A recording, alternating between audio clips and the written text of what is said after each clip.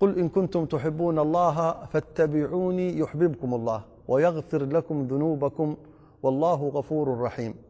هذه الآية التي يستقي منها المؤمن شراب من المحبة ويعيش فيها جو من مشاهدة ومطالعة لمقام خاص للحبيب صلى الله عليه وآله وصحبه وسلم، العقل يعجز أمامه ويخضع ويسجد أمام هذه الآية العظيمة التي اختار الله سبحانه وتعالى فيها حبيبه اختيارا جعل محبته كاملة منوطة مقيدة محصورة في الارتباط بهذا النبي صلى الله عليه وعلى آله وصحبه وسلم.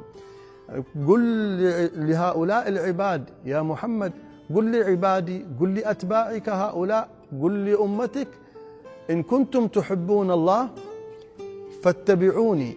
فلا تصح لكم ولا منكم محبة لله سبحانه وتعالى مهما قال إنسان أنا أحب الله، أنا أحب ربي، فلا يتأتى له أن يكون هذا الحب صحيح أو حقيقي إلا إذا ارتبط بهذا الشخص، بهذا الإنسان، بهذا الإمام، بهذا المقدم المحبوب عند الله سبحانه وتعالى حبيبه المصطفى محمد صلى الله عليه وعلى آله وصحبه وسلم.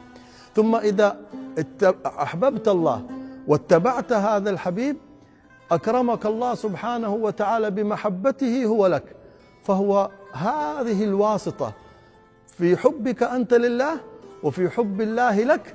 لا بد من وجود الحبيب صلى الله عليه وآله وصحبه وسلم في هذا المكان. هذا تكريم، هذا تعظيم، هذا إجلال، هذا اختيار من الله سبحانه وتعالى فوق جميع مدارك البشرية بل أهل السماوات وأهل الأرض. فسبحان الله في اختياره، في اصطفائه، عظيم في عظمته جل جلاله وتعالى في عظمته. نحن في استفادتنا من صلتنا واغترافنا من هذه الآية سر من أسرار المحبة مفتوح لنا. كلما اتبعت النبي صلى الله عليه وسلم في جانب من الجوانب زدت في الجانبين، زدت حبا لله وزدت حبا من الله. الله سبحانه وتعالى بعثه لنا أسوة في كل شيء. لقد كان لكم في رسول الله في كل حياته كلها أسوة حسنة لمن كان يرجو الله واليوم الآخر وذكر الله كثيرا. فإذا كنت أريد أن أحب الله بصدق وأريد أن يحبني الله سبحانه وتعالى بحق، فهذا سبيل حياة حبيبي، أتعرف عليه، أشوف طريقة حياته كل جانب. لو أمسكت الطعام بيد اليمين وقلت بسم الله أزداد محبة لله ومحبة من الله.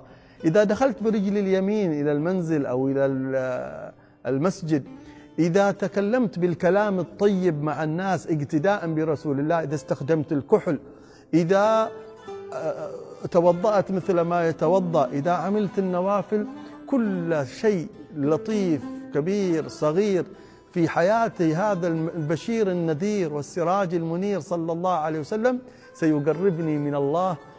لا أقول أنه قرب أجر ولا ثواب ولا حسنات، 100 حسنة، 1000 حسنة، 100,000 حسنة، مليون حسنة، لا، هذا شيء فوق الحسنات، فوق الأعداد، فوق الإمداد، فوق التصورات، فوق النعيم الظاهر. حب من الله. إذا كان الحب من الإنسان للإنسان ما يقدر يعبر عنه. الذين أحبوا في هذه الدنيا المحبة البشرية ما استطاعوا أن يعبروا عن كل مكنونات صدورهم من المحبة. لكن الإنسان الذي يحب يقول لساني يعجز عن أن يعبر عما في قلبي، لأن اللسان من عالم المحسوس الصغير، القلب من عالم الباطن الكبير الواسع. فلما الإنسان يصعب عليه أنه يعبر عن حبه للإنسان، فكيف يقدر يعبر عن حبه للرحمن الذي أنشأه سبحانه وتعالى؟ فكيف أصلا يقدر يعبر عن ذرة من محبة الله لعباده، من محبة الله لمن أحبهم من عباده؟ لهذا النبي صلى الله عليه وسلم ذكر لنا مشهدين فقط من مشاهد المحبة إذا الله سبحانه وتعالى أحبك شوف إيش يكون حالك. مشهدين فقط من مشاهد المحبة. الأول جاءنا في صحيح البخاري في الحديث القدسي، يقول الله سبحانه وتعالى: من عادى لي وليا فقد آذنته بالحرب. إذا كان الله إذا اختار العبد خلاص، إذا واحد آذاه يحارب، والله إذا أحد عاداه يعاديه الله. الله أكبر، هذا المكان. من آذى لي وليا آذنته بالحرب وما تقرب إلي عبدي بمثل أداء ما افترضت عليه ولا يزال عبدي يتقرب إلي بالنوافل. إيش هي النوافل؟ سنن الحبيب صلى الله عليه وسلم. ولا يزال عبدي يتقرب إلي بالنوافل حتى أحبه. طيب يا رب، لما تحب عبد إيش يصير حاله؟ فإذا أحببته كنت سمعه الذي يسمع به، وبصره الذي يبصر به، ولسانه التي يتكلم بها، ويده التي يبطش بها، ورجله التي يمشي عليها. ولئن سألني لأعطينه، ولئن استعاذني لأعيذنه. الله أكبر. هذه المعاني تحيرت عقول أكابر العلماء فيها، ما عرفوا ما معناها.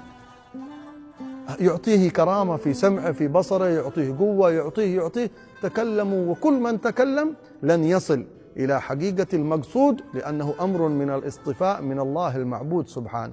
في الحديث الآخر في الصحيحين النبي صلى الله عليه وسلم يذكر مشهد آخر للمحبة: إن الله إذا أحب عبدا نادى جبريل: يا جبريل إني أحب فلانا فأحبه، فيحبه جبريل. تخيل إنك إنسان بسيط صغير في الدنيا، تمشي في الأرض، تأكل تشرب تدخل الحمام، جبريل يعبد الله في السماوات بحبك أنت. ثم ينادي جبريل: يا أهل السماء إن الله يحب فلانا فأحبوه، فيحبه الملائكة، يحبه أهل السماء، ثم يوضع له القبول في الأرض. هذه مشاهد تجعلنا الواحد منا خلاص يأخذ عهد. هذا الذي نريده الآن، كل من يسمعنا، كل من يشاهدنا الآن يأخذ عهد، عزيمة قوية، أنه من الليلة هذه سأتابع هذا الحبيب. من الليلة لن أعدي ليلة من الليالي تمضي علي إلا وشربت من حب الله كأس جديد، إلا سويت سنة جديدة، أحييت سنة جديدة، عملت بسنة جديدة من سنن النبي صلى الله عليه وسلم. شهر، شهرين، 3 شهور، جرب نفسك، شوف كيف لما تطبق سنن النبي صلى الله عليه وسلم كيف حياتك كلها تصير حياة عبد محبوب. نسأل الله سبحانه وتعالى أن يجعلنا صادقين في المحبة، حائزين لدرجة الأحبة، النازلين بجوار سيد المحبوبين صلى الله عليه وعلى آله وصحبه وسلم. آمين اللهم آمين.